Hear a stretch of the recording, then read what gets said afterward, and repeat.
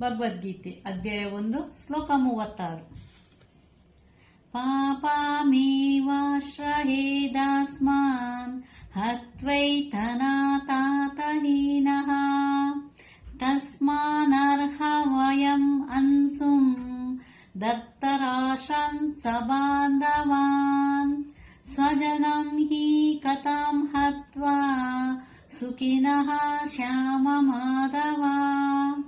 ಅನುವಾದ: ಇಂತಹ ಆಕ್ರಮಕಾರರನ್ನು ಕೊಂದರೆ ನಮಗೆ ಪಾಪವೇ ಘಟಿಸುತ್ತದೆ. ಆದ್ದರಿಂದ ಧೃತರಾಷ್ಟ್ರನ ಮಕ್ಕಳನ್ನು, ನಮ್ಮ ಸ್ನೇಹಿತರನ್ನು ನಾವು ಕೊಲ್ಲುವುದು ಸರಿಯಲ್ಲ. ಭಾಗ್ಯದೇವತೆಯ ಪತಿಯಾದ ಕೃಷ್ಣನೇ, ನಮ್ಮ ಬಂಧುಗಳನ್ನೇ ಕೊಂದು ನಾವು ಏನನ್ನು ಪಡೆಯುತ್ತೇವೆ? ನಾವು ಸುಖವಾಗಿರಲು ಹೇಗೆ ಸಾಧ್ಯ ಎಂಬ ಅರ್ಥವನ್ನು ನಾವು ಶ್ಲೋಕ 36ರಲ್ಲಿ ತಿಳಿಯಬಹುದು. ನಮಸ್ತೆ.